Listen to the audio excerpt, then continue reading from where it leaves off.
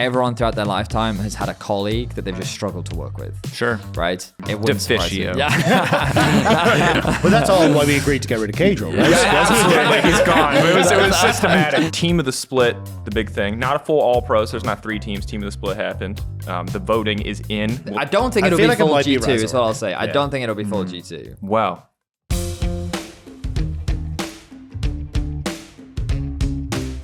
Welcome to EUphoria. This is episode 6 ahead of our Spring Split 2024. Yeah, this week on the show, we are joined by Vedius, who didn't want to sing for us, but talked a lot of smack about Fnatic for some reason. Yeah, we'll get that lullaby on Spotify eventually. But coming into this, we did end up chatting about our team of the split. We end up talking about a lot of the upcoming changes on the patch, and also just a lot of the changes in general that happened on some of the squads as well coming into the Spring Split. Yeah, pretty crazy winter split team, pretty crazy changes for Heretics, especially. Tune in for the discussion. You don't want to miss it.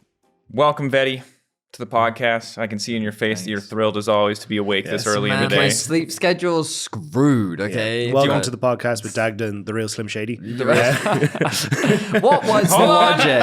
What was the logic here, good sir? One sec, I'm going to ruin me. the camera shot. Let's keep it on the wide. I will stand up. Just saying, just as the real Slim Shady. The logic is, I don't know, man. I just felt like I needed a change. You know how when Caps was like losing on G2, he just shaved his head? I felt that energy. Sometimes I think you just have to like gaslight yourself into being the person that you want to be when you're struggling. And I was like, all right, if I just change my hair like someone after a bad breakup, right? There's no bad breakup here. I'll just tell myself I'm a different person and go. I'm going to be the kind of person But why not the beard as well? Well, the beard grows really fast. Like my hair grows decently fast, but the beard grows really fast. And I'm not getting my beard dyed once a week. Also, bleach on this part of my face. Like, that's true. Ow. All I'm going to say is, like, Daniel knew I was getting a haircut today. And I show up, and he's now blonde. All I'm going to say is, this is continuing a long trend, okay? Because before Vegas in, like, 2019, Frost and I were like, we are going to go platinum blonde together, and it's going to be great. Who comes in the next day? Platinum blonde. Trevor Quickshot Henry absolutely snipes us. We can't. And the good thing is like, true. I've shaved my head, right? We don't have the same haircut. I feel like we'll be okay. True. No, I mean, the plan we all had the same haircut. Frost included in 2019. No one had a different haircut. That is true. No, I'm going to be a darker blonde anyway, so it'll be fine. It's more like a golden is what I'm like. We can just be the different shades every time we stand on the desk. The different shades. The different shades of blonde. I might go a different color in a month. I don't know, man. I don't want to call it a midlife crisis. I was just about to say, it's fine if you don't want to call it a midlife crisis. And like low-key probably is. I just feel so funny to me that like it dawned on me, like I genuinely thought I was 30 and my partner pointed out, you're 31, bro. And I'm like, when? Yeah. When was I 31? Anyway. What's wrong with being 31? There's nothing wrong with it. Yeah. If you're younger than that, lie to us. Again, the theme of the week is gaslighting. What I will say is I don't feel it. No. Like, I feel like that when my mum was 31, her life is very different to where mine's at right now.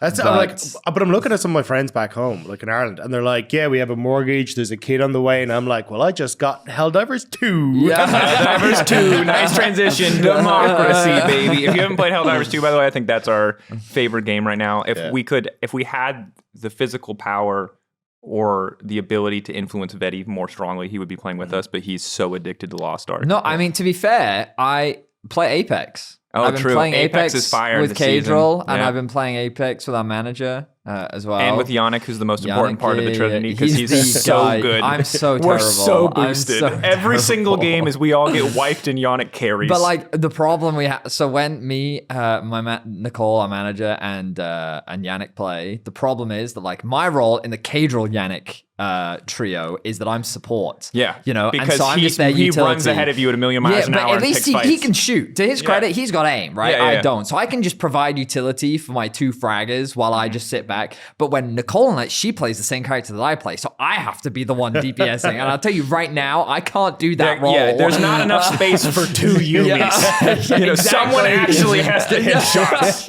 Like it's not Overwatch, it's Apex. Like shooting is the more important part of the equation. It is. But yeah, I would play ahead. It was more that like I felt I missed the train, you know? You guys had like, after the 3rd invite, I hadn't downloaded the game yet, and you guys had a squad. And at that point I was like, now I'm like the 5th wheel waiting to jump in whenever someone isn't available. And at that point, I was like, it's not worth it. I will say that I think there's a lot, like if you're not playing an MMO or like a multiplayer game like Valorant or League or whatever, or Apex, right? Like it does feel like every game has a pretty short lifespan. And I like Helldivers, but even then, like, yeah, we grinded it in the off space between seasons. And now I'm kind of just waiting for the next content update to drop. Yeah, but the funniest thing was that we all bought Power World with the intention that we were going to play it when Medic got back. And then we're just on Helldivers. So Power World just You missed the window exists. for Power World. It's gone. Yeah, it's come and gone. The sheen, the glow of Power World faded pretty quickly because once you're like, Pokemon with gun, and then like after that moment, you're like, yes, same generic. Well, I heard that it got super crafting grindy RPG. into the late game. But there are some Yeah, it crazy does, yeah. tech, and the level of depth that some people have gone into in that game has been insane. But it seems like still a very popular, very enjoyable game at least. Yeah, especially, I mean, it's cheap too. The new Final Fantasy came out. I ordered that ASAP. Bro, I respect that. And with all apologies to Captain Flowers, who I'm sure would grill me alive for not liking Final Fantasy because I know that's his shit. I think Final just Fantasy can't- 8 was his game, not 7 though. I think he liked 10 too. Final Fantasy X 1 and 2. I can't remember. I don't want to put words in his mouth. Every but- single time we talk about music at all near Flowers, like 50% of what he talks about is Final Fantasy music. And like he likes non-video game music. He just loves Final Fantasy. I feel like at the opposite side where he just tells me how much he likes Irish music and then sings with me the Rattling Bog. Oh, man. Yeah, bless Flowers. Shout out to Flowers. Yep, shout out to Flowers. And Yeah, there's a good season for games right now. I feel like there's a lot of good. I felt like we were in a bit of a gaming drought. very briefly, after the Baldur's Gate hype. Yeah, but I will say that like there's definitely a lot of great games to play right now. Yep. I'm actually having fun with League, believe it or not. I haven't played much recently. I believe it, Betty. Yeah, no, but like last year, like I could not play. Like I could play that one game before I got mad, right? Because solo queue has always made me mad. But this year with the changes, even in losses and even when people are being annoying, I can still have fun. My better half, she's grinding League right now. She's playing nonstop. She's been abusing like AP supports like Zyra and Karma and Seraphine and all sorts of stuff. And it's a fun time. Hell yeah, Sure, dude. fun time. Yeah, League's a vibe. I still like don't love ranked. I think I get a little too much ladder anxiety, but there's nothing I love more than like 5 stacking on a new patch or with a new champion and just like trying weird stuff. I will say that like I've never felt my age more than playing solo queue, right? You don't appreciate it. But I was having this conversation with Casual the other day, and like he can still get challenged, right? Credit to him, former pro. Like I was never that good, but there was this sequence that I had on Ari where I was dominating in lane, and my brain said, "Okay, to kill this guy, you need to do A, B, C, D, E." I knew exactly what I needed to do. The moment I started pressing my buttons, they could not do it in the order that I had planned in my head, and then I end up getting solo killed, and then I was like, if this isn't an example of how I'm too old for this game, I don't know what is. So what's crazy is that while you say that, like if we look at a lot of the players coming into our league, like Supa or whoever, like there's a lot of the players that we're looking at as rookies this year who are like way older than the rookies of the past. So I think it's a me problem. I'm not trying to say I'm not also a part of that group. Because I gave up on claiming my like season 3, season 4, like barely touched diamond thing like 7 years ago because I was like, it's not relevant. I can't keep bringing it up like it means anything. I think that's just how it is. But kind of talking about the top of the table, team of the split, the big thing. Not a full all pro, so there's not 3 teams. Team of the split happened. The voting is in. We'll talk about it in a brief moment. But before we do, we took to Twitter to ask people for their perceived teams of the split. So let's take a look at the first one. This one, I'm trying to think, what's the spicy one? We'll start with the spicy one. The spiciest one. I forgot my glasses, so I have to bring this close to my face. Ignore me. The hair and age. Hey, fellow kids, don't mind me. Dude, my mechanics are still great. Back in my day, Simon tweets, but Simon spelled S-Z-Y. All right. Bangers only in parentheses. We'll see if it's a banger. Adam, Bo, Humanoid, Carzy, Lebrov. It's not it. Hot take, G2 didn't actually have the best player in any role, bar maybe mid. They excel because they have a top 2 to 3 player in every role and excellent teamwork. Huh. I mean, like, I see his argument. I think that's like the argument every year because usually our first place team, or in the past, there've been a lot of years where our best team in the league just gets all 5 slots in All Pro. I mean, I will say that All Pro, especially with our current All Pro, the current All Pro is really hard because in the past it used to be just regular season, right? Yeah. So you just have everyone under the same format where they were all put under the same rules and same number of games. Yep. Now that's not how it works, which is why we have this version, because the truth Team is of the split. it's now way harder because you have regular season where you evaluate some players and then you've got playoffs. So for example, because I don't think many of those lists will have BDS players in them, I think Nuke should be in the top 3 mids. Yep. Like Nuke had a really, really good winter overall. Yeah, I agree. But because they lost their 2 best of 5s, first to G2 and then to Mads, people are just going to forget that ever happened. And so he probably would be pushed out of that top 3 mid, which I think is pretty sad. I think Sheo and Adam are both players that also deserve to be in that conversation, right? Because they both, they finished 7-2 at the end of the regular season. They went undefeated up until they played against G2. They took Mad to the full 5 games. Overall, BDS had a great split, but they're probably not in the conversation really anywhere for the top 3. But I think it's without a doubt that Caps was by far and away the best mid lane of this split. Oh, yeah. And it wasn't even close. I think every other list that I'm going to reference today, and I think for all of our lists and our votes personally, although the votes will come out shortly after this episode, so you can check who voted for what. It is teams and coaching staffs from respective teams and Town and a couple other people. You'll see the full pool. Carsey's an interesting one for me, actually. So I didn't think of this, but shout out to Renato who kind of put this vote together. He kind of made a pitch for Carsey right before the show started. And he's like, if we look at those games, it's easy to look over Carsey because Hylissang was kind of on a journey last season. I pitch Carsey as well. I seem to remember in the our caster Discord, yes, I seem to remember going, Yeah. guys, what do we think of Carsey? And there was mixed responses. Well, I'm not sold on him. you're not. I mean, but the thing is if you, it's hard to know. I mean, I think Carsey played pretty well individually, but it's kind of like the dog in the room on fire meme. You know what I mean? It's he's still in a burning house, right? It's kind of hard to. I think that's the thing though. separate that. I still think he's top 3, right? But I do think really? that. Okay, but who's your 3 then? Because that's an important question. Well, actually, I suppose, basically my back and forth was between him and Ice. So I ended up putting Ice as my top 80 carry because I think from consistency perspective, the ability to kind of set up multiple different play styles. And then also, I think for Carsey's perspective, yes, he does the most damage. Yes, he puts himself in positions where he can be the carry, but he also dies a lot. It's that bot lane would get 2v2 kills, but also die 2v2. So I think there's a lot of stuff there where I'm like, if Carsey could bring out more of that consistency, I think it would have been easier for me to put him in the number 1 spot. Because I do think he's still someone hands down, if I want someone to step up in that moment and be the carry, he's going to put himself in harm's way to try and make that moment happen. And I respect that a lot in 80 carries and kind of look for that. But I do think it's just that there's a little bit of too much aggression from Carsey at times that ends up costing his team as well. I can see that, but also Hilly is so aggressive that I feel like we'd have almost a Hilly reckless bot lane situation if Carsey was playing to die less, where it would look even potentially, where not that Hilly and Reckless didn't have good splits, but at their worst when they weren't working well together, it was Reckless hanging out back here, Was Carsey dying a lot this split? I mean, I'll be honest. He was highest in deaths for an 80 carry. Well, but also highest in damage and kills. So Ice is an interesting one. Is your argument for the argument I see the most for Ice is just kind of consistency and reliability. Well, I mean, I imagine some will have Ice, but because I want to focus more on Carsey. Sure. Just because, I think it's fair to say, to acknowledge Carsey. I definitely think that when we think of Vitality, they definitely had some highlight moments throughout winter. I think it's always hard when a team is as inconsistent as Vitality was to truly get a good sense of the level of what Carsey was able to demonstrate, which is why I think it's hard to put him at first.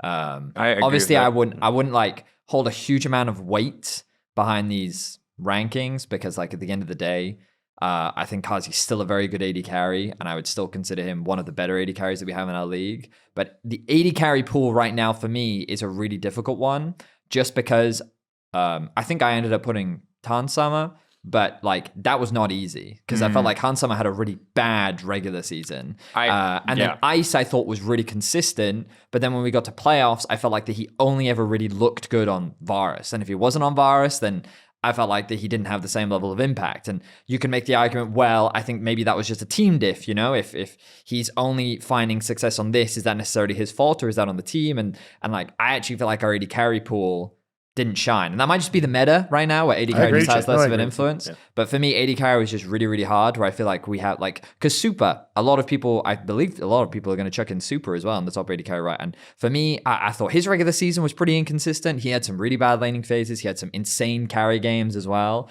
But of a rookie, I kind of expect that. Like, that's the level I'm at. And I feel like he had really high highs and a couple low lows, which is very normal.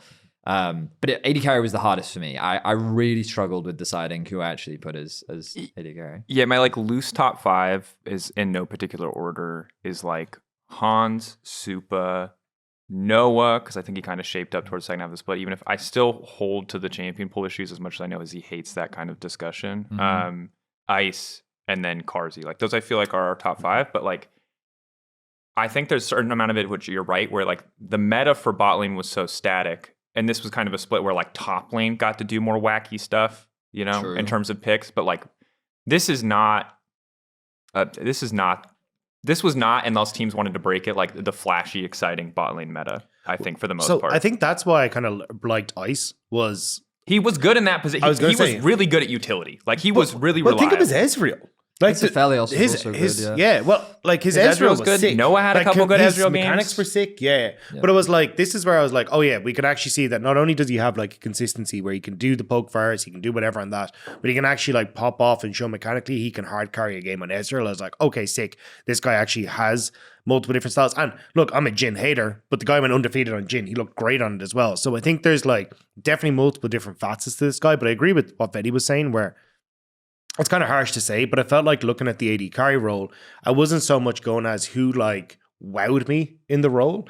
It was like, who do I kind of look at to go like, okay, you've consistently done your job this split. And it probably is a case of, well, let's poke Varus every game, right? Like you can't really... The meta doesn't favor AD carries exactly, either, right? Yeah, like it's totally fair. I very much agree. Yeah. It was a toss-up between Ice and Hans for me. It was, and I just, the only thing that swung it was because Hans was super good in the final games, but like it wasn't a solid argument, right? Like I would have been fine either way. Yeah, but also Supa was 4-0 out of lane phase in the last game that G2 won in our finals, right? Like it was like, and that was not also fair. Hans is not, or G2 I will say in general, clearly there was some debate as to how highly Senna should be prioritized after that series. But regardless, like Hans was not infallible. And so I think it's totally fair, while a lot of people will be eager because G2 as a whole were such a dominant team, to like, everybody was great, but like it was a little bit shaky at times in a lot of places. I just want to go to one of the other teams really quick, which will kind of let us follow up on this.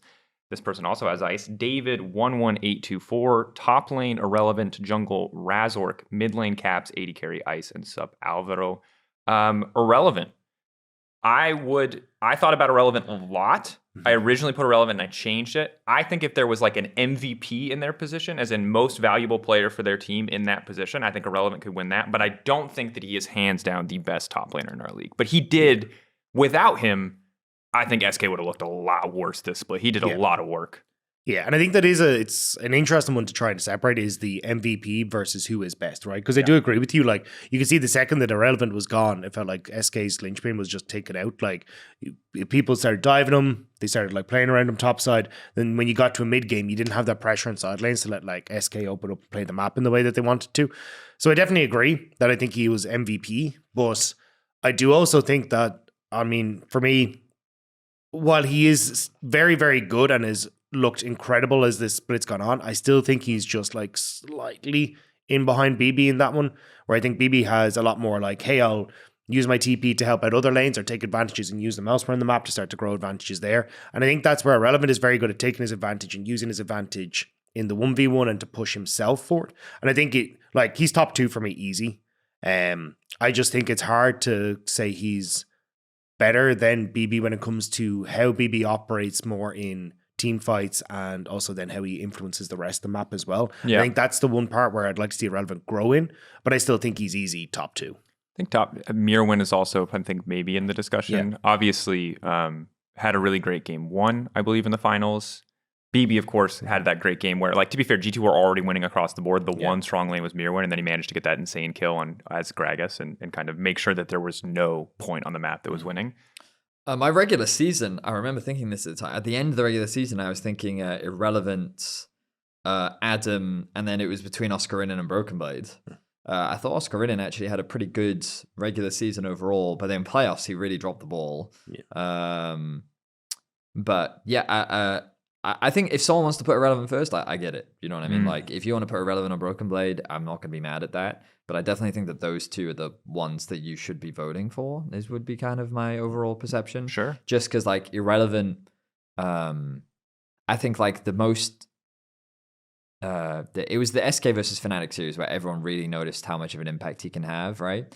And often I just think that one of the big differences is G2 know better how to play through Broken Blades, and then Broken Blade knows how to return that in kind later on in the game, right? Yeah. He really understands well how to use pressure on the map, as Dagda was saying, and he knows how to coordinate with his team, which like I just think it's harder for Irrelevant because his team isn't as good as G2 is. Right? And a lot of the games where he maybe didn't get as much praise are games where like his bot lane is playing a really volatile bot lane. They liked to play Lucian a lot, despite how unsuccessful it was. But even in the game that they won on Lucian Nami, he survives like multiple tower dives, eats so much pressure as Renekton, managing to get out alive. And in the end, it looks like a really good Lucian Nami game. But when you go back and watch it, it's a solid Lucian Nami game. But it's really just insane how much pressure Irrelevant eats. Like, their jungler gets to live bottom side the entire game because Irrelevant is just eating dives without going down, clearing wave, Renekton just barely surviving so consistently. I mean, we talk about how AD carry feels weaker. I don't know if you watched any of the clips like from Bounce and Nemesis recently where they both talked about how like right now it feels support is the OP role, not AD carry. But I feel like that Irrelevant showcased how strong top can be in our current meta. Yeah. You know? And yeah, I mean, I have nothing but praise for him. He had an overall really incredible split, and if I mean, I don't actually know the results of the vote. Well, we're going to tell you. Yeah. I'm going to tell you shortly. I have, but I know that like if he was first, like I wouldn't have an issue with that. You know, like I disagreed. I did vote. I actually forgot who I voted for, so I'm going to check. But yeah, I did vote for Broken Blades, and so I was like, yeah, okay, that's fine. I think that it's totally fair. The other interesting one is Alvaro. I also put Alvaro. I'm going to list the last one that we got because I want to make sure we get a lot of the people in here before we have one left from Lennon at Metalhead Arepa. 100% biased, but irrelevant. Yike, Caps, Noah, Alvaro. And I want to talk about jungle and support. So let's go to Alvaro first. I think Alvaro over Mickey X was good. He had one or two Recon games, I want to say, where he kind of struggled and whiffed a couple engages and looked uncharacteristically shaky. I mean, everyone have bad games, right? I'm not gonna sure. Yeah. But he was great. He was. Almost the entire, he was the single, I think, on a team that surprised everyone, which is Mad Lions Koi, right? He was, in my eyes, their best player. Yeah. I agree. He's really good. I mean, Mirwin was my other one. Mirwin is good. And they had a lot of stands out. Like, I think Supa has highlighted, I think, a little bit of inconsistency there, but had some really breakout games. I think Frescowi had one or two. I think Elyoya had a rougher split. Not to go too deep on Mad, because like that's a separate topic, but like the thing that genuinely impressed me about them and Alvaro was their champ pools. They were super willing to play anything and everything. Yeah. And Alvaro, He primarily played engage supports, but like we've got Braum in there, we've got Maokai in there, we've got Renate in there, the Blitzcrank, like those. He played a lot of meta stuff while also having his own unique picks and like his map impact, his awareness, everything he did was great. And like I definitely think that his playoffs weighed more than his regular season, because if you were just to use regular season, you'd probably put Mickey. And I'll also sit there and make the same argument I made for Irrelevant, which is that if you believe that Mickey deserved first, I wouldn't be mad. I genuinely just think that we had a lot of really good support players. Labrov had a fantastic regular season. His Blitzcrank was, the best in the league. Oh yeah, like Labrov was really really good. But Alvaro just really stood out to me just because his playmaking, his carry potential, and just his level of macro for a rookie, I think, was really strong. So that was like a trend for all of Mad Lions Koi. I think it was like surprising how consistently they were good. Well, I guess you could make the argument that like individually, Mad Lions had a lot of inconsistencies. Yeah. Like one game Mirwin would pop off, and then we had the Frescowi popping off every now and then Elyoya would carry, and Super would carry, and like it never felt like that they had like one player that they always had to play around. But I will say that Alvaro was like very consistent, right? I literally can think of like 2, maybe 3 games where I thought that he made some like really glaring mistakes. Otherwise, I felt like he was, kind of peerless. I think the only name in this discussion that people are going to bring up really is Mickey. And I think for me, if you want to put Mickey as a higher ceiling, or you believe more in that Mickey can be the best player, he was our MVP last split. But like, I just think Alvaro had a better split overall. I think even in the finals, I think you saw it in a lot of cases. Now, again, some of that, I don't like to distill everything down to draft. But I feel like when Mad Lions Koi, if they were better mid-late game and could have, and like we look at that final game, right? Like they had everything in the Super basket, and it was just going to be, there's so much pressure on Super to perform. But like there's a world where they're better mid-late game and they can transition the insane leads that they had bot lane every time they had Varus. Because G2 had leads, don't get me wrong, but like 4 kills in that final game. And Alvaro was a big part of each and every one of those kills. And it's like, goddamn, man. Well, I remember that game now, yeah. That was the one where it was Varus versus everyone else, right? Yeah, and then G2 had Gragas in a million ways. And it's like, that was I felt for super stellar game, though, too, right? He was like 4 levels up on his Gragas. Yeah, that was a great. Yeah, and shout out to Supa, because like, bro, I don't know how anyone could do that. Like, you're playing Varus against that team. Yeah, top lane, baby. But it was also just like they had like 1,000,001 wards. So it was like, okay, we think we're safe, and then suddenly there's like a Gragas or a whatever BB's coming by. It was miserable. Like that entire thing. Who's that jungler? Who's this fan's jungler? Who's this fan jungler was Yike. Oh, that's fair. But Razork. So this is the super interesting one. Who do you have if not Yike or Razork? I put Razork. Okay, me too. But I did. But the thing that surprised me, right? So like, basically, I wasn't sure who I wanted as jungle because like I had a few, which was like I had Yike up there, I had Eljoy up there. I was thinking about like, should Sheo be there? Like where in the top 3 should I put Sheo? Because I don't want to completely discredit that he still had a very good split overall. And then I was talking to some people, and like I will give credit to Kadra on this one because I was like, all right, what like I'm struggling on jungle. What do you think? And he was like, like no cap, I genuinely think Razork was like the biggest carry jungler of this whole winter. And I was like, damn, okay. So I went back and I rewatched all the VODs of like Razork in playoffs. And that boy was way more insane than I gave him credit for. Bro. Like that, he was...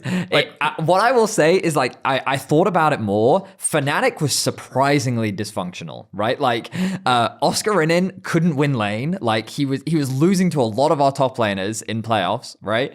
And then the bot lane, if they got attacked at all, just fell apart, right? So you needed this bot lane to survive, but you like Razork couldn't carry both. Yes. But like his pathing, the way in which like he was like, I have to stop this enemy jungler from playing the game as much as humanly possible. And he did a damn good job. Like he did a really good, like his typical play style was like, I'm going to camp bot as much as possible. Because even if Oscar Renin is behind, I believe that he can still offer value. But like, I think that the only reason Fnatic got as far as they did was Razork. Because of him. Well, when we talk about like Alvaro as like the consistent point for his team, Razork was that consistent point for Fnatic, which is crazy when you look at his history as a player, because he used to just be the coin flip guy who would just invade and risk a game at level 2. Last summer, we did rate him as the best jungler of the split, did we not? Like, at least I rated him as the best jungler. I don't remember when I voted. But like, he was crazy. Because when I looked at the team, I was like, Razork humanoid, Razork humanoid, Razork humanoid. Because Oscar had already been struggling, and Noah and Jun were a little bit all over the place. I think Oscar had a good regular season. To his credit, The playoffs was a struggle. The start of the season, especially on Cassante, he was doing work. But yeah, Razork was the like, and I almost feel like the reason it's so clear to me is because Yike is surrounded by players who are, let's say, less dysfunctional, right? Sure. And so he didn't get to unlock that level where he has to actually 1v9 an early game nearly as much as Razork did, which is simultaneously like a dig on Fnatic and like a, sorry, Yike. But it's one of those things where like if people wanted to put Yike, I wouldn't be mad about it, because one of the things that impressed me the most about like his finals was like the number of different styles that he showcased, right? He was willing to play carries, he was willing to play utility, he could be both tank or he could just be an engage, which like a skirmisher. Like his pool and his adaptability of what his team needed, like his Lilias as well, like the Lilia, the Viego. He had so much flexibility in his options that I think that he's an incredibly valuable jungler. And like, I think that when you compare Yike and Razork, it was like Yike could be what he needed for the team, whereas Razork needed to be something very specific for Fnatic. This is why I think, so I do think I probably overlooked Fnatic a little bit because I just thought they're so dysfunctional. I do agree that Razork and Humanoid as well, to give them credit, was like the lifeblood of that team. And it came to, hey, we're going to play off mid jungle. We're going to look for picks off mid jungle. I think that was sick.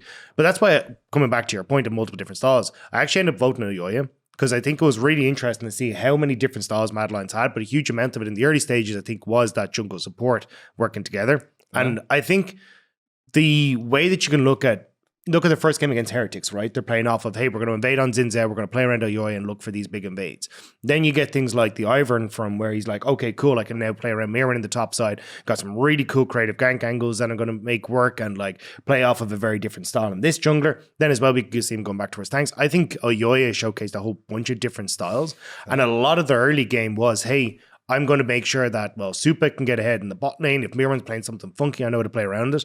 I think EUphoria showcased they had multiple different understandings of when we're playing weird picks, how do I try and slot into that style, and being able to adjust so well on the fly like that, I think was really, really cool to see. So that's kind of where I went towards EUphoria, was I think he showcased a really good understanding of multiple different styles, but also how to adapt to the crazy stuff his team was bringing out. I like the adaptability angle, but I do just feel like Razork individually got the better of him in their matchups. That is true. More often than not. And I don't think that he had the best regular season. I think it looks a little bit better when a lot of his lanes were winning early season and doing kind of like super aggressive plays. And certainly they are like one of his early Viego games where they were skirmishing all the time. He was a big part of it. But I also remember Elga's Zinzao early in the split was like very big carry. Yeah. Very big carry. But there were some hiccups and there were some early games certainly where I feel like he kind of got carried through those early games by his laners and he wasn't the person really like making that happen. And so it's not to say that EUphoria had a bad split, but I think when you get into the granularity of like who do I put on top, like EUphoria is behind Yike and but I wouldn't be mad Razork. if you wanted to put like EUphoria first. I'd like Here's the question. You have not been mad. So, what would make you mad? Real quick, Betty. What like Noah makes me mad. There's no shot Noah gets first place, bro. Fair. I mean, like, don't get me wrong. Like, I was really uncomfortable putting Hans Summer first. The part of me wishes I'd put Ice there, but like, it is what it is. But it's Noah. Sorry, bro. Like, Noah had good Ezreal games, and he got better towards the end. But like, he wasn't it for me. He was not the best. I think this is probably the pick that I regret though, which is like I do think it probably was Razork looking back in hindsight, but I do think the fact that we've got 3 incredibly strong junglers makes it very, very interesting. You kind of see an argument for each of them, but boy Jankos though, like last year, regardless of what roster he had, he was tearing superstar, it up, right? And so like he was in the Razork situation, kind of and a highly dysfunctional team. He was the shining star. He super was. So like my eyes, I hope he bounces back. This not just it's unfair of me to say that he had a bad split because I wasn't watching super closely. I was looking at like obviously Perks was the biggest point of discussion on that Heretics roster, and the fact that like we're gonna get to him shortly. So I'm gonna say hold this. Let's hold him. My point quickly. is more on Jankos though. Okay, like so I don't want to like. Because I haven't sat down and done deep VOD reviews on how good Jankos truly was. But like my eyes will be on him moving into spring because I feel like that considering how well he was throughout last year, I believe that he can still be that big carry, and we know that he's still as hungry and motivated as ever. Have you guys seen that clip from his stream, which is the someone like donated bits and was like, hey, how do you think I'm having a bit of trouble, want to see what your thought process is on this. Say I've got this this game that I want to come into, and it's where I'm trying to remember the exact draft, but basically he was like, yeah, so we're playing this like LeBlanc mid, Vi jungle, and all this kind of stuff, and basically names exactly what Heretics lineup was against Mad Lions and said, do you think we should fight early against this composition? Jankos goes, no, you get screwed. This is why it's bad to fight. This is why it's bad. And the entire chat is just laughing at him. Because they fought early in that game. Yeah. That's dirty. So that's funny. A genius strategy to use on pro player streamers, but that's so unethical. It was like, so I love it. That's funny. so oh man. Anytime anyone donates now, he's like, see that clip. No comment. Check Wikipedia. Did I play this game? Did this happen in the past? That's funny. Last one. Thank you, Teddy Westside, for your wonderful contribution to the conversation here. Who said my goat posted a picture of goat of the split with Messi and all 5, which is just as useful as the K Corp fans who voted all 5 K Corp players. Guys, we know you like K Corp. It's okay. Yeah. So now. We can talk about who actually won. Yeah, who actually won? Do you guys have any bold predictions? Anything? I mean, Broken Blades and Caps, I'm confident of. Yeah. Broken Blade Caps, confident on. Yeah. Support, I think, could go either way. Yeah. Could go. AD carry, I have a feeling it'll be Ice. And I kind of like, I don't blame I him for don't know. putting Ice. Yeah.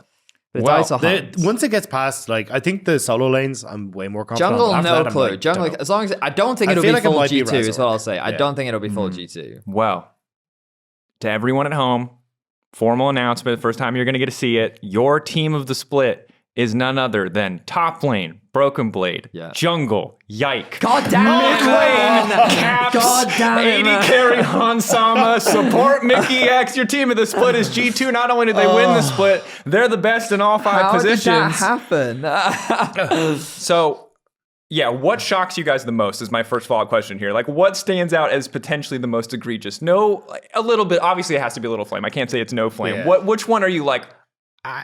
For me, it's Hans. Like, I think Hans had an okay split, but I don't think he's been particularly standout.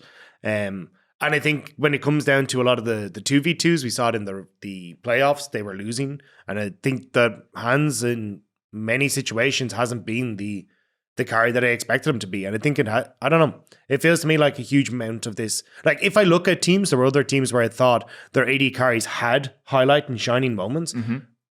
I can't think of one moment this split where I go like, oh yeah, that was Hans pop-off moment. But I can think of them for carries. I can think of them for like, Ice. so the thing is, the way that I looked at AD carry was less about pop-off moments, just because like, I feel that it was harder to do. Not to say that it was impossible, but like throughout playoffs, I found that Hansama found his form and was just really consistent. And I know in the finals, like the whole Varus versus Senna, but when he got the Varus side of the matchup, he did exactly to Super what Super did to him. And that just became outside of lane, he was still making an impact on Senna. So like, I mean, I do think though, like when you look back at the start of the year, like if you're looking at consistency, right? Like oftentimes Yike would be doing void grubs. They die 2v2 in bot lane because they're overextended or weren't playing around their lane correctly. Like I don't disagree with you. Like I wasn't happy about putting Hansama there because I felt like his regular season wasn't the best. I super agree. And like I hold my hand up and say that I weighted his performance in playoffs more than I did his regular season. And like I think I should have put Ice. But do you want to know what I think happened here? What? So I don't think, like, I haven't seen the results. I have the results and I have the votes. Okay, so like, but I don't have people's individual votes. I have the total. I have the results. But my instinct is that people didn't want to vote all 5 roles. But what happened was that, like, so what you do is you'd be like, everyone probably put Caps in, right? Everyone's like, okay, I've got Caps, right? Mm-hmm. And then you start going like, well, who do I think is like top lane? Well, it's between Broken Blade and Irrelevant. But you like fill out the rest of your roster and like, there's too many G2 here. I'm going to swap my Broken Blade to Irrelevant. And so then in jungle, you'd be like, oh, well, I've got a full G2 roster. I'm going to swap Yike to Razork. And I feel like for each different person, they started with 5 G2 players and they were like, that doesn't seem right. And so then they started changing people. But enough people were consistently putting G2 somewhere in all of their votes, whereas people like Razork wouldn't have been in everyone's votes, right? People like... Well, we'll see. So the full votes, I believe, are coming out about 2 hours after this podcast starts, where you can see the voting sheet. But from what I understand, a lot of people did just vote full G2, but 8 people voted full G2. Now, it's a pretty big pool. Every team essentially gets 2 votes. They get a staff vote and they get a player vote. So, fun fact, Caps is unanimously voted. The only 2 votes not for Caps were G2 because you're not allowed to vote for your own players. I think it was undisputed. Caps was by far the best mid in this play. It's insane. Like 1 vote for 2 other players. It's just Caps. Interestingly, so we talked a little bit about AD carry. Ice is second. Hansama came in at 22 votes. Ice is trailing a little bit behind at 15, as I again am reminded that I should bring my glasses to work. Sorry, old man. Mickey X and Alvaro also close, only 6 vote difference, or 5 vote difference between them, 21 and 16. Broken Blade and Irrelevant, big gap, but Irrelevant is second. And then Yike and Razork are close, but it's Yike, huge gap, Razork, and then Elyoya. So it seems like there's general consensus on the names that it should be in the top 3. Right. And if you're unaware of how this vote works, normally in All-Pro, you vote for all 3 positions and you get 3 All-Pro teams. This time you only vote for first. So there's no one gets to talk about their second pick. It's only through aggregate of everyone voting for their first choice that we have the second and third place positions. Well, I think I think it's a bit of a shame because I think that we did have a lot of standout individuals. And like, if our roster had been irrelevant, Razork, Caps, Ice, and Alvaro, I wouldn't have been mad. Yeah, exactly. You know what I mean? Like, and I think that could have been a very reasonable All-Pro to vote for. I understand why people voted for who they did. Like, it makes sense. Because at the end of the day, G2 did have a 7-2 regular season. They did largely go. It was only Fnatic and Mad that contested. They lost a game to Fnatic. They lost a game to Mad. That was it. Yeah. Sorry, I thought Mad was like. No. Yeah, in my head, Mad and Mad Lions Koi are still separate entities. Yeah. Sometimes I'm like, they didn't lose to Carzzy and Hylissang. I'm like, oh, that's Vitality That now. is Yes. Vitality. Oh, got it. So like, I can't blame people for rating them as highly as they did because like. But like, I wouldn't put too much weight into these votings. Some people get very attached to them. Yeah. Well, it's more a discussion point. I think the best thing that comes out of this is people like recognizing anyone who watches the season kind of casually may be inclined to just go, oh, obviously it's all G2. But like, clearly there's much more nuance and discussion here, which is nice because sometimes there isn't. Like, I remember like Fnatic 2018, there was no nuance or discussion. It was 5 players, everyone else miles behind in the voting. That's correct. Yeah. Right. And like, I think it's cool that we are in a split right now where even if the result, maybe isn't the most diverse in terms of teams present, there's still a lot of contention in those roles in terms of like how close a lot of those votes were. Fair enough. Well, it is what it is. Sorry, fans. I know some people are going to... I just know that fans are going to be like, oh, all G2. And like, I get it. Like, I feel that because like, I too wouldn't have put all G2. I still had 3 out of 5 G2 players, right? Yeah. Like, I had Hand and, like I hold my hand up. I probably should have changed it to Ice, but it seems like even if I did, it wouldn't have necessarily changed the voting. No. One vote does matter in this system. For sure it does. For sure it does. Yeah. But hey, apologies. We can't all be perfect, I guess, is my sorry to Ice. Just Hans, just collateral damage in just this roasting session. I mean, it's also guys, it's also one of those things where like 20 other people agreed with me. Like, why am I apologizing? Yeah, Screw you're fine. guys. Yeah, you're fine. Just it's fine. It's fine to have an opinion. Yeah. So this is ultimately your team of the split. I hope to see some different faces up here in spring. Because as how you brought up Jankos. We think back to last year, G2 won winter, and then they kind of flopped in spring. And that was that's what we call the Caps downfall. Because I will stand by the fact that like I was memed at this for Worlds because I made comments on Caps performance, right? Caps at MSI last year, was it last year? In London. That was last year, right? Yeah. Caps at MSI and Caps in spring was not good. Yeah. And they talked about that. They literally, like, G2 called that out. He was having performance issues. He was struggling. So, like, it's right now he's fantastic. He is undisputably the best mid in our league. Actual MVP for the league. Like, we had an MVP he is hands down MVP. For sure. Like, him, Irrelevant is up there. Like, you can make an argument for Razork if you want. Like, or Alvaro. But, like, Caps is still, I think, clear. Yeah, he's still our GOAT. So I just hope that he can maintain it for spring and that because they've locked a spot at MSI now. Yep. Right, they are top 2. So the way that it works is winter, the winner, you're guaranteed second at a minimum, and then you can get up to first. And then you can get up to first. If you win spring, spring will be our first seed. So what happened last year was Mad was actually our first seed, and then G2 was our second seed. But basically, what. And then I think it's I shouldn't comment because I don't actually fully understand because it didn't happen last year. Yeah. We'll keep people updated. I think that G2 need to showcase this level of consistency because their early game still suck. I want to stand like G2 still has problems. Their early game is not good. Supa was 4-0 in that last game. Okay, but that's one game, bro. I know. I'm just saying that like. You have to remember that this is like, as much as they were clearly the better team in a lot of areas, like they are not infallible. Like they are dropping a lot of kills in the early game. Yeah, I mean, their mid game is by far the best. Sure, 100%. Their macro is fantastic. And like, I recommended this on broadcast and I will recommend it again. Like, I am a big Cadril fanboy, but he did make this really good video, which is like 20 minutes long, talking about one game from G2 where he broke down their macro. Yeah. And I believe it was game 2 of Mad versus, but I might be wrong in which game it actually was. But like he did this really in-depth breakdown, which was, I would highly recommend for those interested in high-level macro. Very good video. And it just goes to show like G2's understanding of the game right now. but they are still fallible. They still have work to be done. I don't know where I would rate them globally right now because it does feel like globally a lot of the teams are a bit of a mess.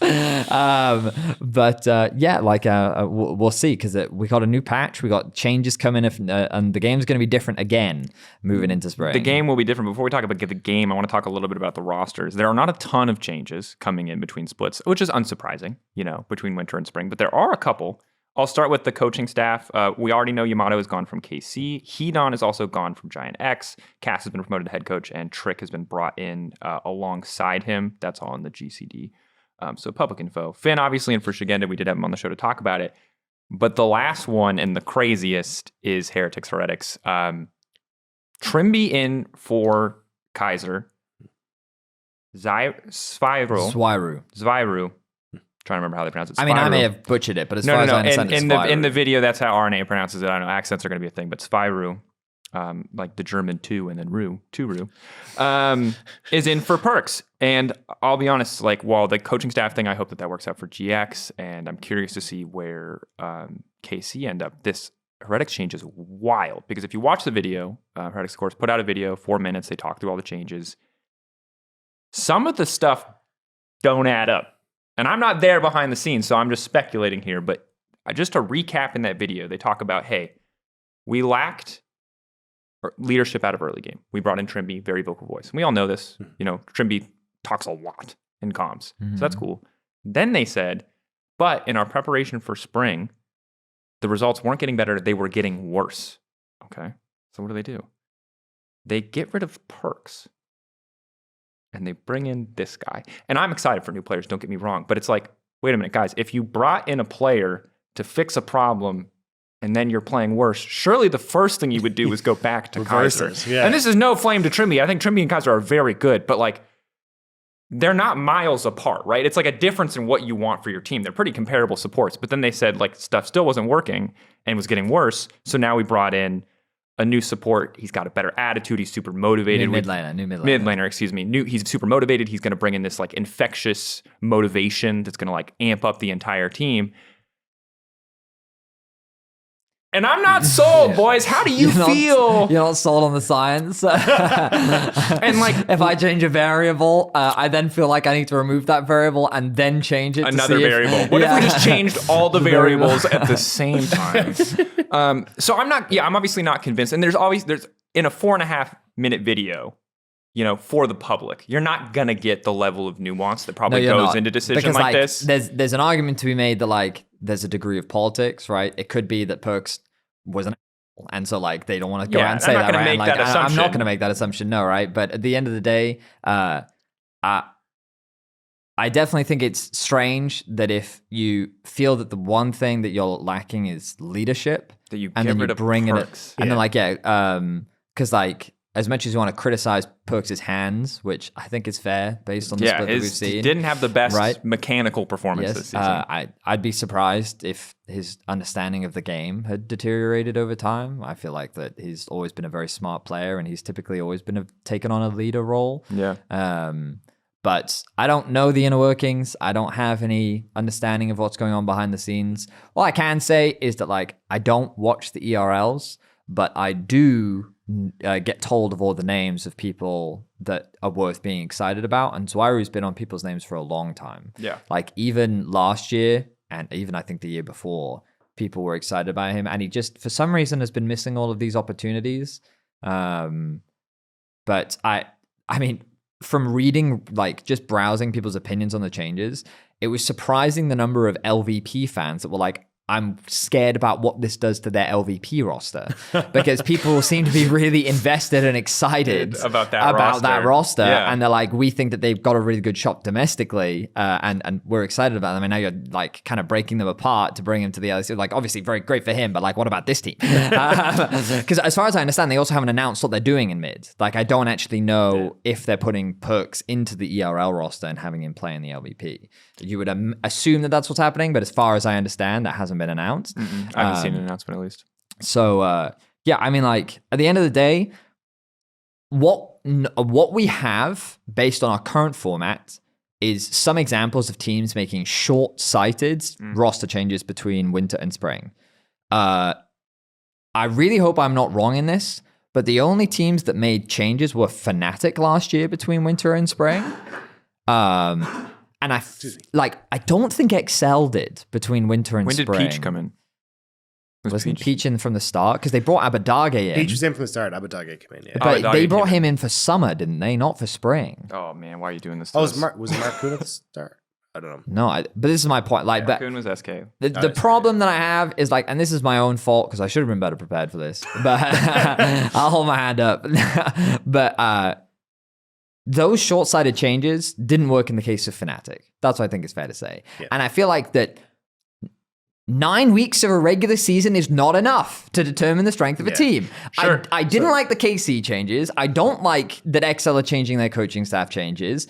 I feel like that winter and spring should be used as growth opportunities. And then if you're going to make changes, then you make those changes between the first half of the year into the second half of the year, and you use MSI to scrim practice. Now, I understand that points are really important, and so they contribute significantly to actually qualifying for the season finals at the end of the year, which is what these teams are ultimately working towards, because that's how you qualify for Worlds.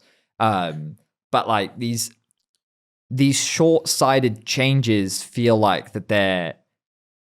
I would be impressed if there was suddenly enough, because I feel like that you just go back to square one. And now you have all these other teams that already have 9 weeks of working together. Sure. I think the argument for it, because this came up a lot last year, is that because of how short our split is, if your team atmosphere is suffering, that's fair. It's really hard to come back to spring and improve. That's a fair point. 6 weeks. I agree. You have a fat break where you're probably like you're probably scrimming. Presumably you're grinding. But like if your team doesn't feel like they can win and the mental is shot, sometimes it feels like you kind of have to make a change to like reignite that fire. That's fair. And I think that's the thing that I kind of noticed with Heretics as well, is that like it felt like you have a squad that, in theory, like for me, this team was set up to play around perks, because it's like, I think Flacket's more of like a supportive AD carry where it's, okay, Kaiser roams mid, we set up perks for success, and then we're able to pop off. But the fact that like the early game felt so muted from a team that has so much veterancy on it, and a team that was so good at playing around, hey, we're going to have like this mid jungle that has worked on G2 before come back together. We're going to be able to make things operate through that style of like, let's get perks onto something where you can play side lanes, we can play the map smart, we can play through like smart gameplay and macro. That seemed to make sense to me. But when I look at how they couldn't get that synergy between mid jungle, which was really surprising to me based on the two players that are there. And then when we got to a mid game, it didn't feel like Perks was aware of where he should be pushing or how far he can push up. And it felt like their macro was falling apart. I can't understand why they feel like they need to make changes, because it just feels like there's no, instead of it, like there's some teams that you look at and you go, right, these guys clearly have several different things that they want to do. Like I look at Vitality last year where Bo was running to Dragon, Upset is pushing mid, someone else is pushing a side lane. They're like, clearly no one has actually decided on what they want to try and achieve here. And we're all going to do separate things. Whereas when I look at Heretics, it feels like nearly they have choice paralysis, where because everyone has said, hey, let's do this, let's do this, let's do this, they're not doing anything. You know what? And I think that's what's actually hurting them. An argument that's come up a couple times in kind of casual conversations is that Heretics have unwittingly recreated the wrong G2, which is not 2019. It's actually the Reckless edition of G2, where you have Flacked, who isn't a guy necessarily that always wants to be in a hyper carry position, and you have Wonder again, similar to how you had Wonder and Reckless, and you don't actually have a laner that like really wants to take that burden of carrying. Have you guys thought about that at all? Do you feel like that is something that like shows its face at all in the Heretics formula? Well, I mean, this idea that Flacked can't necessarily be a carry has always been a weird one to me, because in the ERLs, that's just what he was.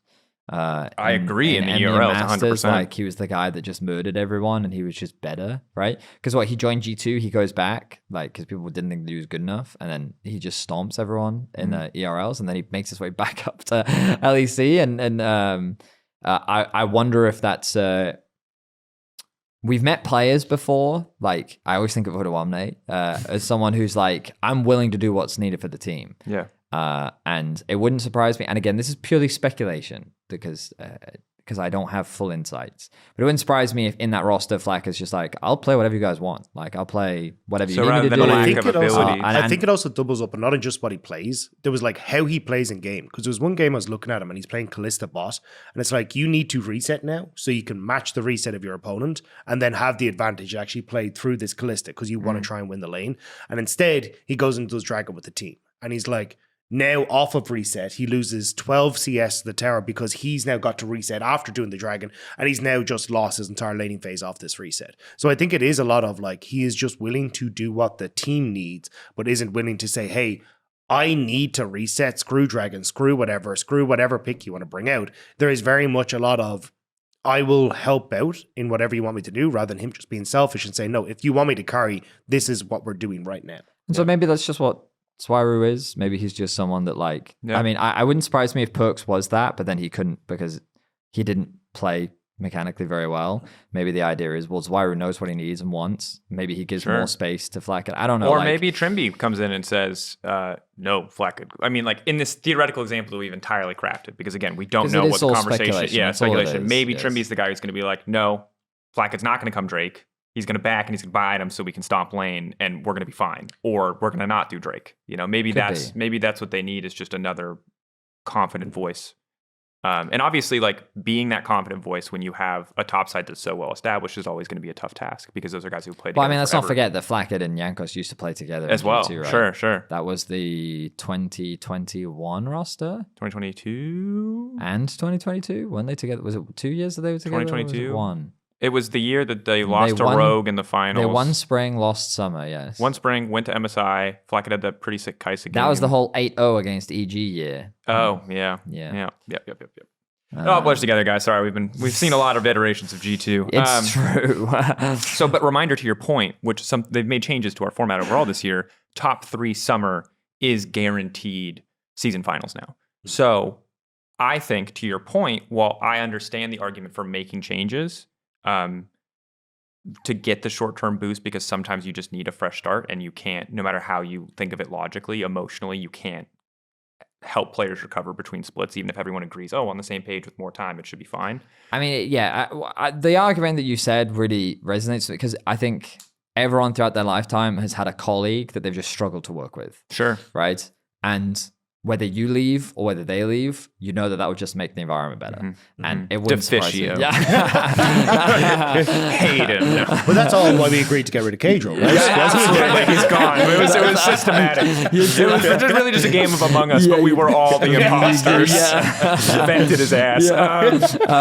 My point is that, like, in a team environment, you're completely right. And like, I really understand that argument of like, even if you want to give more time for the team to function, if there are clearly personality clashes or the vibe, as edgy as it sounds, is off, then like sometimes you need to make a change to fix the vibes, man. Yeah, you do. Sometimes the vibe is important. So what I'll say is, like, I see your argument, and I will say that I think that this format, at least slightly, I still think this format is still brutal. Oh, it is for teams, because it's so, like, you need to get results so fast. It's really hard. We've heard from so many teams, it's really hard to improve if you don't already have a strong idea where you want to be. I mean, that's why I think BDS found so much success for the record. They made a single change, but they organization, kept their formula relatively exactly similar. Their formula was pretty much the same. Like, I have the same criticisms this year that I have of them last year, and while I think Nuke and Cher ultimately played better, shout out to Nuke again. Nuke had a fire season.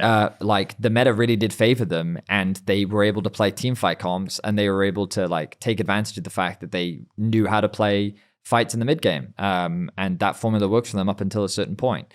So I really worry for BDS in spring, because now teams do have a formula for success and experience. So now BDS have to showcase more. Yeah. Because if they just keep playing the same, that's not going to be enough for the teams that have improved around them. And you can't just hope that the meta keeps favoring you, which I think that they were somewhat fortunate in that, like, their newest role was in a meta where a lot of what they needed to do was just be utility. And like, even though Lebrov and Ice, I think, did have some laning phases, especially early on in the split where they struggled, like Lebrov got to free leave lane and start hooking people. Ice got to just, play Varus, and it was actually, for the first like 3 weeks of our split, probably the best lethality Varus in our league, because part of the reason why I think, again, people were reticent of Ohans is like, Hans and a lot of other people were really bad at just landing arrows. Like that pick did not look good in our league for at least the first few weeks. I will also say, like, the team that everyone's going to keep their eyes on is KC, 10th place, first split. Like, for some people, that was perfect. For others, it was devastation, right? Thing is like, but they look good. But no, because like, well, I mean, I refuse to weight those two games as anything significant. Yeah, I hate that argument. I agree. I'm not going to get bought into the they look good at the end because it's not it for me. I'm very bought into the idea that the moment the pressure is off, teams play better. Sure. I have cast the game now for 8 years. And I have seen it so many times where the second that there's no more pressure on the teams, they just start playing like themselves and they suddenly start doing well. Yep. And I'm only going to believe it when they can succeed under pressure. So my eyes are fully on KC. They believe that their coaching staff was the problem.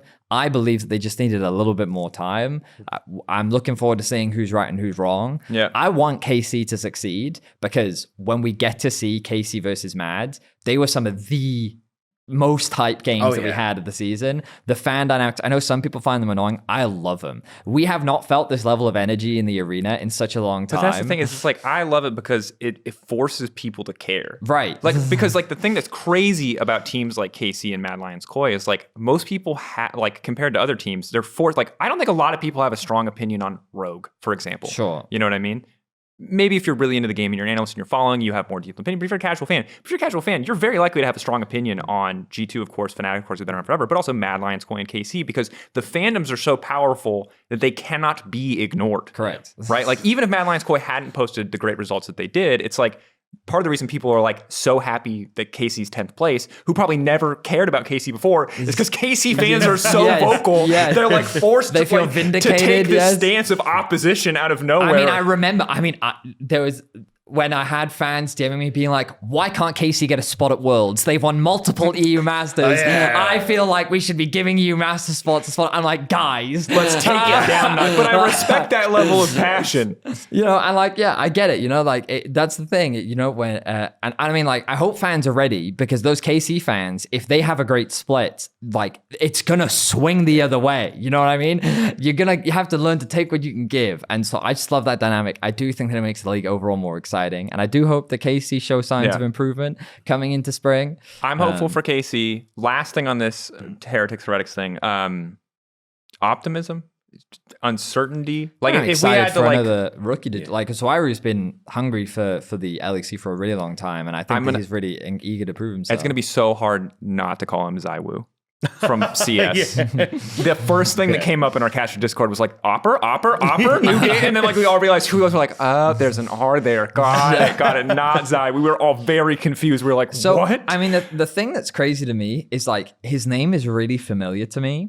And that's because, according to his league, he's been playing since 2017. And he's at old. That's what the point of year. We're talking about age. He's like 25. We cast him in the Challenger Series. I don't remember what team he was on.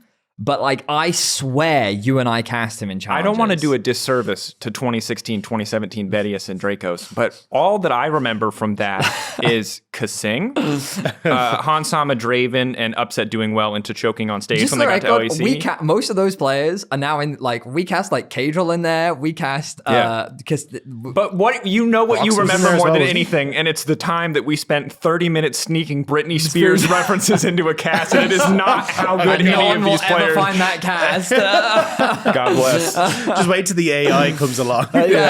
Translates all the VODs and you just get to search it. No, that's how we know AI can't replace us. AI can't sneak Britney Spears references in. That was true. Yeah, Challenger was a wild time. But like, I mean, it's one of those things where like, I have great admiration for players that have been grinding for that long. And 2017 is a long time, man. Like he's been playing since I started my career. Yeah. I think that it is really cool that we're having a lot of the newer players that are like labeled rookies, as we would normally label them, are older, are not 18, 17. Like, don't get me wrong, I'm excited for Calist. Like, Calist, just age faster, bro. We need you here. Like, you just grow, get in the opposite of the hyperbolic time chamber. I need you to just, like, pandemic-esque disappear, make that year disappear so you can just show up here, you know?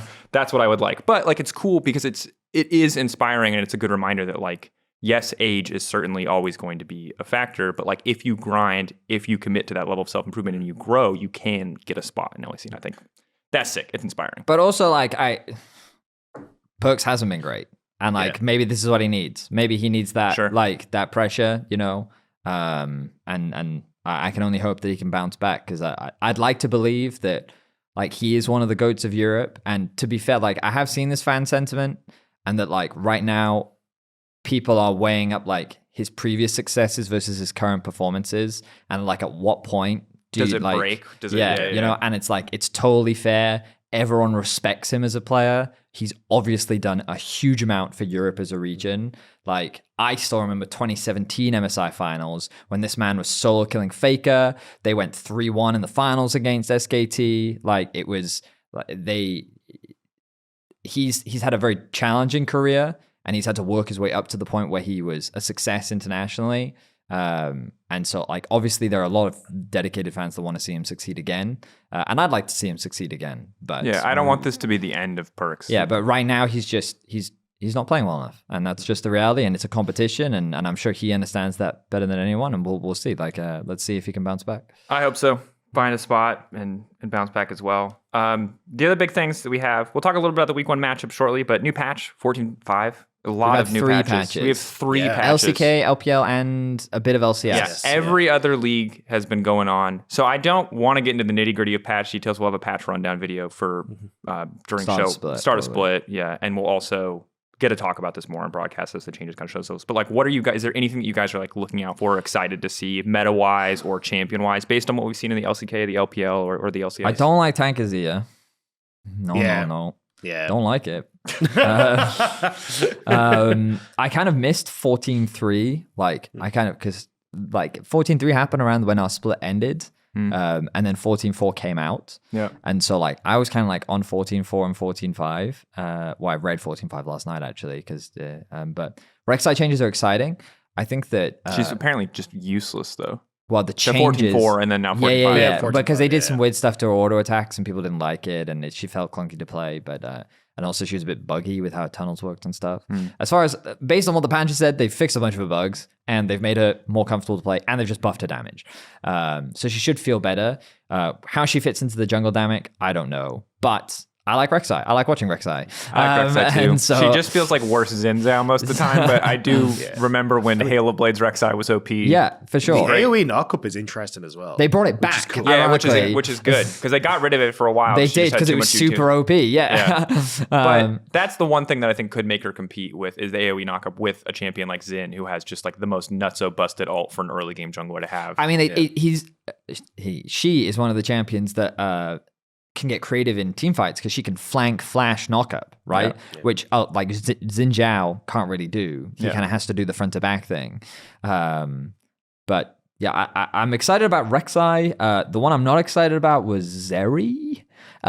We already heard Carrier talking about how the buffs to her, he was like, I'm really scared that she's going to come back. And when Zeri's in the meta, like, you're forced to go into like this hyper scaling meta.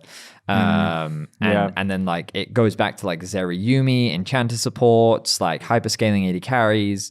And like the challenge I've come to realize in pro play is that those two AD carries never exist simultaneously.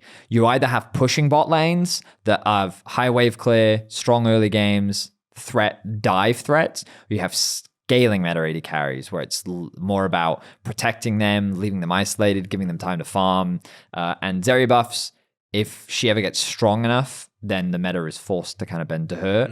As far as I can tell, though, she's not running rampant in the other leagues.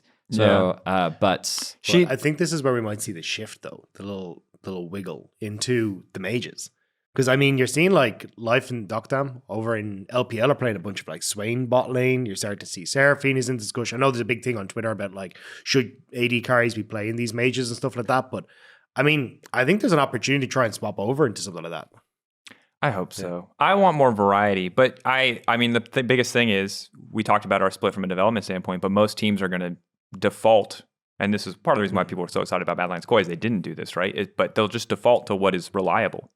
Right. And I think that in a meta where Zeri is good and basically guarantees you win team fights on 3 items, people are going to draft Zeri. Jared, I'm also going to say Senna nerfs were not enough, bro. They were not enough. Still busted. They took 10% off her scaling. So she went from 50% bonus AD to 40%. Yeah. That's not enough. I agree. Like, I was reading the comments in the patch notes thread on Reddit, and like a lot of people like her range is a problem, and someone compared her to Tristana, and I was like, I don't love agreeing with Reddit, but I kind of agree with you on that one, bro. Like the idea that Tristana is a champion whose range scales with the game goes. And so the idea is that early game, she's like just not as powerful. Obviously, like she still has her strengths in many ways. But Senna just outranges her like at every point in the game. And she also has a heal, and she also has a root, and her wave like is arguably weaker, but like... It's one of those things where I just feel like... You have to play such, like Halo Blades Varus in lane phase, such aggressive picks to, like, stop Senna from impacting the game early.